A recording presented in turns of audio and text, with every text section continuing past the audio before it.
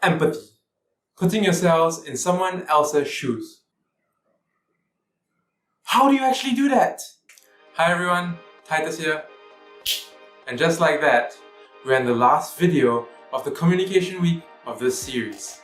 So we're gonna end off on a very important part of communication. By now, we've all heard it, we all know it's really important. Empathy is really important. You need to try and think and feel in someone else's shoes. Understanding different viewpoints and different worldviews are really important. If you're anything like me, you'll be saying, I get it, it's important, empathy is important. Now, tell me how to actually practice empathy, how to actually see different worldviews. Fortunately, there's a very simple approach to break down empathy into a step-by-step process. It's called empathy mapping. So let's all enjoy this segment of a webinar that actually breaks down empathy maps into something that you can actually practice. Yes, let's do it. To avoid any confusion, allow me to give some context to this lady here. Imagine she is our friend and roommate who has been taking sick leave for the past 2 days and has yet recovered. Starting off with the first quadrant, seeing. Let's use our eyes and see what this person in the picture sees. Tell me in the comments section, what do you think she sees around her? Likely, she'll be seeing all 4 walls of her room almost the whole day. She would be keeping an eye on her temperature, especially in the year 2020. She would see a whole bunch of tissues piling up in the bin. Moving on to the second quadrant, saying. Now, this is a little bit tricky because generally, someone who's sick would be way too tired to talk, let alone have a conversation with you.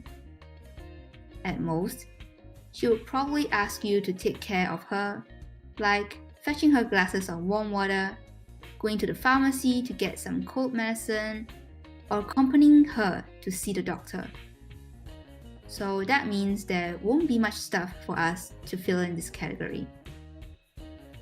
But that's also the beauty of having quadrants that doesn't give us much surface information. Why? We'll hold that thought for a while. Next up, we have our third quadrant, hearing. Ask ourselves, what can she be hearing? Would it be her consecutive sneezes that she hopes they will go away? I once sneezed like 4 or 5 times in one setting, and it is so irritating. I could imagine her feeling the same. What else? It could be the sound of your Spotify playlist or the comedy show that you're watching at the living room. So, understanding what the other person is experiencing would definitely give you some context on how you're going to talk to him or her, and that's how we show empathy towards the people around us. We have finally reached the last quadrant of our first scenario, thinking and feeling. We can get a lot of that information from what they see, what they hear, and what they say.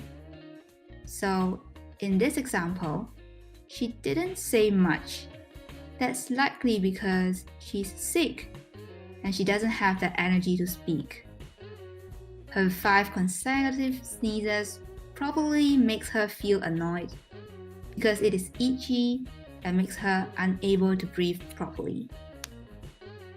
She could be thinking to herself, where did she catch this from? Is it someone in the office?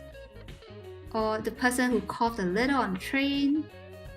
Or the client she met up a week ago to secure the deal? Remember, I was telling you about holding your thoughts in that last slide? We can now finally talk it here. Integrating her thoughts and feelings in the hearing section, we actually know that our roommate does not have the mood to talk because she's dealing with the cold.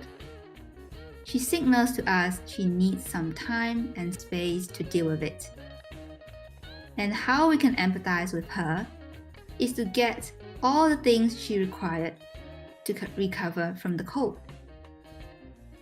With all the information we gathered in the last 15 minutes or so, it helps us understand what our roommate is going through at the moment, and thus prepping ourselves to give better responses. This is what our showing empathy to the people around us is all about. Like I said, it's that simple to practice empathy. Next time you want to practice empathy, grab a pen, grab a paper, and use empathy maps. Actually, if you want to, you can practice it right now in the Growth Challenge. On who you might ask? We have a safe space here. Why not practice it on me? Comment below, I'd love to hear your answers and responses. I promise you, I won't judge.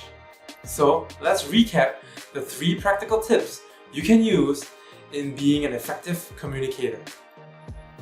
Number 1, keep your communications clear and regular. Number 2, always consider your audience. And number 3, practice empathy with empathy maps. So now go forth and be an effective communicator.